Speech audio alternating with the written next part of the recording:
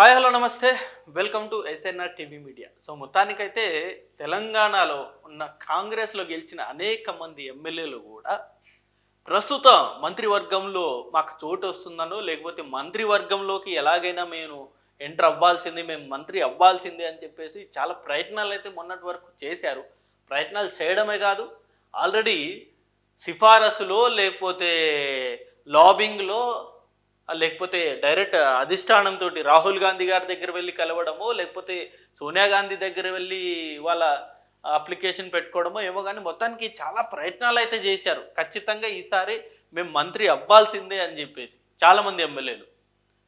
So మొన్నటి వరకు కూడా ఇదే న్యూస్ సర్క్యులేట్ అయ్యింది. ఖచ్చితంగా వెరీ సూన్ మంత్రివర్గ విస్తరణ ఉండబోతోంది, చాలామందికి ఈసారి మంత్రి పదవులు వరిస్తాయి అని చెప్పేసి కూడా చాలామంది ఆశలు పెట్టుకున్నారు. మరీ ముఖ్యంగా మన నల్గొండ నుండి రాజగోపాల్ రెడ్డి గారు, కోమటిరెడ్డి రాజగోపాల్ రెడ్డి గారు కావచ్చు, లేకపోతే వివేక్ గారు కావచ్చు, చెన్నూరు వివేక్ గారు కావచ్చు, ఇంకా మంచిర్యాలకు సంబంధించిన ఎమ్మెల్యే ఆయన పేరు ఆయన కావచ్చు, మహబూబ్ నగర్ చెందిన ఆయన కావచ్చు, ఇలా అనేక మంది ఎమ్మెల్యేలు అందరూ ఆశలు పెట్టుకున్నారు ఈసారి ఖచ్చితంగా మాకు మంత్రివర్గంలో చోటు వస్తుంది అని చెప్పేసి. సో దానికి సంబంధించి ఆల్రెడీ చాలా ప్రయత్నాలు చేసినా సరే ఎందుకో రేవంత్ రెడ్డి గారు ఎవరిని కూడా ఈసారి మంత్రివర్గంలోకి తీసుకోవట్లేదు. అసలు ఇప్పట్లో ఈ మంత్రివర్గ విస్తరణ అనేది ఉండదు అని చెప్పేసి చాలా స్పష్టంగా చెప్పడం జరిగింది ఆయన. సో ఇప్పటికీ తెలంగాణలో హోమ్ మినిస్టర్ కూడా లేరు, ఎడ్యుకేషన్ మినిస్టర్ కూడా లేడు, ఇట్లా అనేక శాఖలు కూడా సీఎం తన వద్దనే ఉంచుకున్నాడు, ఎవరికి కేటాయించలేదు. కీలకమైన శాఖలు ఇవి. సో ఇటు ప్రతిపక్షాలు కూడా దీని మీద ఒత్తిడి తెస్తున్నాయి. అరే తెలంగాణకి సముద్రం దాటిపోయినా సరే ఎడ్యుకేషన్ మినిస్టర్ లేడు, సముద్రం దాటిపోయినా సరే హోమ్ మినిస్టర్ లేడు, ఇక ఇదేం పార్టీ ఇదేం పరిపాలన అని చెప్పేసి చాలామంది తీవ్రమైన ఒత్తిడి తీసుకొచ్చారు. అయినా సరే రేవంత్ రెడ్డి గారు ఆ ఒత్తిడికి లొంగలేదు. అసలు మంత్రివర్గంలోకి ఎవరిని తీసుకోవాలో ఎవరిని తీసుకోకూడదో అది హైకమాండ్ చూసుకుంటుంది. అసలు దాని మీద నాకు ఇప్పట్లో ఆలోచన లేదు అన్నట్టుగానే రేవంత్ రెడ్డి గారు అసలు కంప్లీట్గా మంత్రివర్గ విస్తరణ అనే అంశాన్నే పక్కకు పెట్టేశారు ఆయన. ఒకసారి మనం చూసుకున్నట్టయితే ఏం జరుగుతుంది ఈ మంత్రివర్గ విస్తరణలో అనేది ఒకసారి మనం చూసుకున్నట్టయితే తెలంగాణ క్యాబినెట్ విస్తరణ ఇప్పట్లో లేనట్టేనని ముఖ్యమంత్రి రేవంత్ రెడ్డి అన్నారు. ఢిల్లీ పర్యటనలో భాగంగా శుక్రవారం ఆయన మీడియాతో ఇష్టాగోసిగా మాట్లాడారు. మంత్రివర్గంలో ఎవరు ఉండాలో అధిష్టానదే తుది నిర్ణయం. సో నేను ఎవరి పేరు ప్రతిపాదించట్లేదు, ప్రతిపక్ష నేతలపై కేసుల విషయంలో చట్ట ప్రకారమే వెళ్తాం. ఇక్కడ మనం ముఖ్యంగా మాట్లాడుకోవాల్సింది మంత్రివర్గంలో ఎవరు ఉండాలో అధిష్టానిదే తుది నిర్ణయం. నేను ఎవరి పేరు ప్రతిపాదించట్లేదు. అంటే ఇక్కడ జనరల్గా రేవంత్ రెడ్డి గారికి చాలా సిఫారసులు అయితే వస్తాయి కదా, ఆబ్వియస్లీ అన్న మాకు మంత్రిగా నన్ను చేయండి అని చెప్పేసి చాలా సిఫారసు వస్తుంది. ఇలా ఒక రేవంత్ రెడ్డి గారికే కాదు, ఇటు భట్టి విక్రమార్క గారు కావచ్చు, పొంగులేటి శ్రీనివాస్ రెడ్డి గారు కావచ్చు, ఉత్తమ్ కుమార్ రెడ్డి గారు కావచ్చు, కోమటిరెడ్డి వెంకటరెడ్డి గారు కావచ్చు, ఇలా అనేక మంది ఈ కీలకమైన నాయకులు ఉన్నారు కదా కాంగ్రెస్, వీళ్ళందరూ కూడా ఖచ్చితంగా ప్రెజర్ అనేది ఉంటుంది. కోమటిరెడ్డి వెంకటరెడ్డి గారికేమో ఖచ్చితంగా నా తమ్ముడిని కూడా మంత్రివర్గంలో తీసుకోవాలని చెప్పేసి ఆయన ఒక పక్క ప్రయత్నాలను చేస్తూ ఉన్నారు. రాజగోపాల్ రెడ్డి గారు, కోమటిరెడ్డి రాజగోపాల్ రెడ్డి గారు వెంకటరెడ్డి గారిని ఎలాగైనా సరే మంత్రివర్గంలో తీసుకోవాలని చెప్పేసి శతవిధాలుగా ఆయన ప్రయత్నాలు చేస్తున్నారు. కాకపోతే దీని మీద అనేక విమర్శలు ఉన్నాయి, పార్టీలోనే చాలా విమర్శలు ఉన్నాయి. ఒకే ఇంట్లో అన్ని పదవులు ఇచ్చేస్తే ఇక మిగతా వాళ్ళకి ఎలాంటి న్యాయం చేస్తారనే ఒక విమర్శ అనేది కూడా ఉంది. కాబట్టి ప్రస్తుతానికి రాజగోపాల్ రెడ్డి గారికి అయితే అధిష్టానం మంత్రివర్గంలో తీసుకోవడానికి సముఖంగా లేదు, అంటే పాజిటివ్గా లేదని అయితే చాలా స్పష్టంగా అర్థమవుతుంది. ఇప్పుడు ఒకవేళ ఆయన్ని కనుక మంత్రివర్గంలో తీసుకుంటే ఖచ్చితంగా ఉత్తమ్ కుమార్ రెడ్డి గారి ఫ్యామిలీ నుండి కూడా మంత్రివర్గంలో తీసుకోవాలి, ఇటు వివేక్ గారి ఫ్యామిలీ నుండి కూడా ఖచ్చితంగా మంత్రివర్గంలో తీసుకోవాలి. అనేక మంది ఉన్నారు ఈ ఫ్యామిలీలో ఎమ్మెల్యేలుగా అయిన వాళ్ళు, ఇద్దరు ముగ్గురు ఉన్నారు. ఇటు బెల్లంపల్లి కావచ్చు లేకపోతే చెన్నూరు కావచ్చు, అన్నదమ్ములు ఇద్దరు కూడా అక్కడ గెలిచారు కదా వివేక్ గారి ఫ్యామిలీలో. సో వీళ్ళందరి నుండి కూడా తీవ్రమైన ఒత్తిడి అనేది వస్తుంది కదా, వాళ్ళని తీసుకున్నారు మాకెందుకు తీసుకోరు మంత్రివర్గంలో అని చెప్పేసి. సో ఇలాంటి మళ్ళీ ఇష్యూలు వస్తాయని చెప్పేసి ప్రస్తుతం రాజగోపాల్ రెడ్డి గారిని మంత్రివర్గంలో తీసుకునే ఆలోచన లేదన్నట్టుగానే చాలా స్పష్టంగా చెప్పారు. త్వరగా అరెస్టు చేయించి జైల్లో వేయాలనే ఆలోచన మాకు లేదు. సమస్యలకు శాశ్వత పరిష్కార దిశగా పనిచేస్తున్నాం.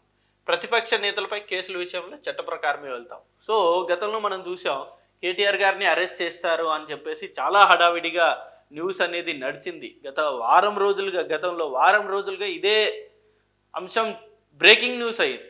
ఇదిగో ఇప్పుడు అరెస్ట్ చేస్తారు, అప్పుడు అరెస్ట్ చేస్తారంట. ఇవాళ ఏసీబీ విచారణకు పిలిచారంట, ఇవాళ ఖచ్చితంగా అరెస్ట్ ఉండబోతుందని చెప్పేసి, లేకపోతే ఇవాళ ఈడీ విచారణకి పిలిచింది, ఇవాళ ఖచ్చితంగా అరెస్ట్ చేయబోతున్నామని చెప్పేసి, ఇలా రకరకాల గతంలో న్యూస్ అనేది సర్క్యులేట్ అయింది. బట్ ఏది కూడా జరగలేదు. ఇదే అంశాన్ని ప్రెస్ మీట్లో కొందరు ప్రస్తావిస్తే ఇదే అంశాన్ని రేవంత్ రెడ్డి గారు చాలా క్లియర్గా ఆయన చెప్పాడు. అసలు మాకు ఎలాంటి కక్ష సాధింపు చర్యలు అనేవి ఉండవు. మేము చట్ట ప్రకారంగా వాళ్ళు కనుక నిజంగా స్కామ్ చేసుంటే చట్టపరంగానే వాళ్ళని అరెస్ట్ చేస్తాం తప్ప మాకు ఎలాంటి ప్రతీకార చర్య తీసుకోవాలనే ఆలోచనే లేదని చెప్పేసి రేవంత్ రెడ్డి గారు చాలా స్పష్టంగా చెప్పడం జరిగింది. పిసిసి కార్యవర్గ కూర్పు కొలిక్కి వచ్చింది. దీనిపై 1-2 రోజుల్లో ప్రకటన ఉంటుంది. దీన్ని ఇప్పుడు చాలా కీలకంగా మారిన అంశం. ఇది త్వరలో పిసిసికి సంబంధించిన అనేక పదవులు కూడా చాలామంది కాంగ్రెస్ నాయకులకు వరించబోతున్నాయి. మరీ ముఖ్యంగా నలుగురు ఈసారి వర్కింగ్ ప్రెసిడెంట్లుగా ఉండబోతున్నారు కాంగ్రెస్ పార్టీలో అని అయితే ఒక న్యూస్ అనేది చాలా హల్చల్ అవుతుంది. సో జనరల్గా ప్రతి పార్టీకి ఒకరో ఇద్దరో వర్కింగ్ ప్రెసిడెంట్గా ఉంటారు. బట్ ఈసారి కాంగ్రెస్ పార్టీ డైరెక్ట్ ఏకంగా నలుగురిని బోర్డు చేసే అవకాశం కూడా ఉంది.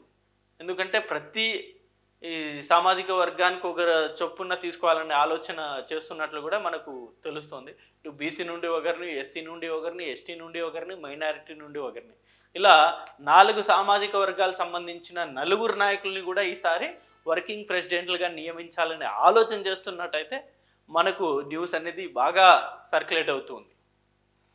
రాహుల్ గాంధీ అపాయింట్మెంట్ నేను కోరలేదు. రాహుల్తో నా అనుబంధంపై తెలియని వాళ్ళు మాట్లాడితే నాకేంటి. సో ఇది ఎందుకు ప్రస్తావించారంటే ఈ మధ్య కాలంలో రాహుల్ గాంధీ రేవంత్ రెడ్డి గారి మీద చాలా సీరియస్గా ఉన్నారట. సో మనం రెగ్యులర్గా న్యూస్ అనేది వింటూ ఉన్నాం. మొన్న ఒక న్యూస్ చూసాం, ఈసారి ఖచ్చితంగా రేవంత్ రెడ్డి గారిని మార్చేస్తారు, ముఖ్యమంత్రిని మార్చేస్తారు అనే ఒక న్యూస్ కూడా బాగా వైరల్ అయింది కదా. సో రాహుల్ గాంధీ గారు రేవంత్ రెడ్డి గారి మీద చాలా కోపంగా ఉన్నారు. ఖచ్చితంగా ఈ రేవంత్ రెడ్డి గారిని మార్చే అవకాశం ఉందని చెప్పేసి కూడా న్యూస్ వచ్చింది.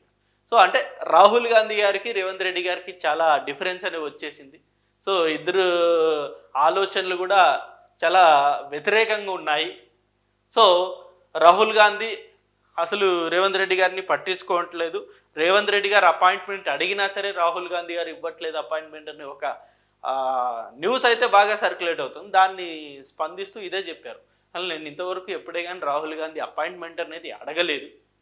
సో మా ఇద్దరి మధ్య ఎలాంటి డిఫరెన్స్ అనేది లేదు అని చెప్పేసి కూడా చాలా స్పష్టంగా ఆయన చెప్పడం జరిగింది. బట్ ఎంత స్పష్టంగా చెప్పినా కొంత అయితే నిజమైతే ఉందని అయితే అనిపిస్తుంది. ఎందుకంటే రేవంత్ రెడ్డి గారు ఢిల్లీకి వెళ్ళిన ప్రతిసారి ఇటు కేంద్ర మంత్రుల్ని కలుస్తున్నారు, మోదీ గారిని కలుస్తున్నారు తప్ప రాహుల్ గాంధీ గారిని కలవట్లేదు ఆయన. సో ఇక్కడ కొంత ప్రాక్టికల్గా మనం ఆలోచిస్తే కొంత డిఫరెన్స్ ఉంది అని అయితే ఖచ్చితంగా మనం మాట్లాడుకోవచ్చు. ప్రభుత్వ పార్టీలో కీలక నిర్ణయాలు అధిష్టానం దృష్టిలో ఉంటాయి. పార్టీ నేతలు మనోభావాలకు అనుగుణంగానే ఉంటాం. వ్యక్తిగత నిర్ణయాలు ఎప్పుడూ ఉండవు. పార్టీ ఇచ్చిన పని పూర్తి చేయడమే నా లక్ష్యం. పని చేసుకుంటూ పోవడమే నాకు తెలుసు. ప్రతి ఒక్క విమర్శకు స్పందించాల్సిన అవసరం లేదు. కులగణనలో బీసీలు 5.5% పెరిగారు. బీసీలు పెరిగిన విషయాన్ని లెక్కలతో సహా చూశాక భాజపా ఎమ్మెల్యే పాయల్ శంకర్ అసెంబ్లీలో అంగీకరించారని సీఎం వివరించారు. సో ప్రస్తుతం ఈ బీసీలకు సంబంధించిన అంశమే చాలా కీలకంగా మారింది తెలంగాణ రాజకీయంలో. చాలామంది బీసీ నాయకులు దీని మీద ఫైర్ అవుతున్నారు. సో దీన్ని ప్రస్తావిస్తూ రేవంత్ రెడ్డి గారు అసలు బీసీలు పర్సెంటేజ్ తగ్గింది మీరు అనుకుంటున్నారు, కానీ మేము లెక్కలతో సహా చూపెట్టిన తర్వాత బీజేపీ ఎమ్మెల్యేనే దీన్ని అంగీకరించారు. దీనికి అంటే ఇంకా బెటర్ సొల్యూషన్ దీనికి ఇంకేం కావాలి. సో మేము ఏదైతే సర్వే చేశామో అది ఖచ్చితంగా 100కి 100% జెన్యూన్ సర్వే చేశాం మేము. బీసీలకు ఎలాంటి అన్యాయం జరగలేదు అని చెప్పేసి కూడా చాలా స్పష్టంగా చెప్పడం జరిగింది రేవంత్ రెడ్డి గారు. సో మరి బీసీలకి నిజంగా అన్యాయం జరిగిందా? బీసీలు ఏమనుకుంటున్నారు బీసీ నాయకులు అనేది మనకు వెరీ సూన్ ఎన్నికలైతే రాబోతున్నాయి కదా. ఆ ఎన్నికల్లో వాళ్ళ ఇచ్చే తీర్పు బట్టే కాంగ్రెస్ అధిష్టానం ఏదైతే ఈ తీసుకొచ్చిందో ఈ పర్సంటేజ్ అనేది ఏదైతే ఉందో అది కరెక్టా రాంగా అనేది మనకు వాళ్ళు తీర్పు చెప్పే నిర్ణయం బట్టే మనకు తెలుస్తుంది. ఎందుకంటే బీసీలు పర్సంటేజ్ అనేది కూడా చాలా ఎక్కువ. కాంగ్రెస్ని గెలిపించాలన్నా, బీఆర్ఎస్ని గెలిపించాలన్నా, బీజేపీ పార్టీని గెలిపించాలన్నా బీసీల చేతిలోనే ఉంటుంది తెలంగాణలో. వాళ్ళే చాలా కీలకంగా ఉన్నారు కాబట్టి. మరి బీసీలకు నిజంగా మా కాంగ్రెస్ పార్టీ న్యాయం చేసిందని వాళ్ళు అనుకుంటే భావిస్తే ఖచ్చితంగా కాంగ్రెస్ పార్టీనే గెలిపిస్తారు. లేదు కాంగ్రెస్ పార్టీ మాకు అన్యాయం చేసిందని వాళ్ళు అనుకుంటే మాత్రం ఇతర పార్టీలను గెలిపిస్తారు. సో ఇప్పుడు రాబోయే ఎన్నికలు అనేది బీసీలకు ఒక రెఫరెండం లాంటిది. మరి చూద్దాం బీసీలు కాంగ్రెస్ పార్టీకి ఆదరిస్తారా లేదా అన్నది. సో ప్రస్తుతానికైతే ఈ మంత్రివర్గ విస్తరణ అనేది కూడా లేనట్టే అనిపిస్తోంది. సో ఎవరెవరైతే ఆశలు పెట్టుకున్నారో వాళ్ళందరూ కూడా ఈసారి కూడా నిరాశ మిగిలింది. మరి చూద్దాం ఎప్పుడు ఈ మంత్రివర్గ విస్తరణ ఉండబోతుందో, ఎంతమందికి ఈసారి చోటు లభిస్తుందో మనకు భవిష్యత్తులో తెలుస్తుంది. సో ఇది ఈ video and thank you for watching this video. Thank you.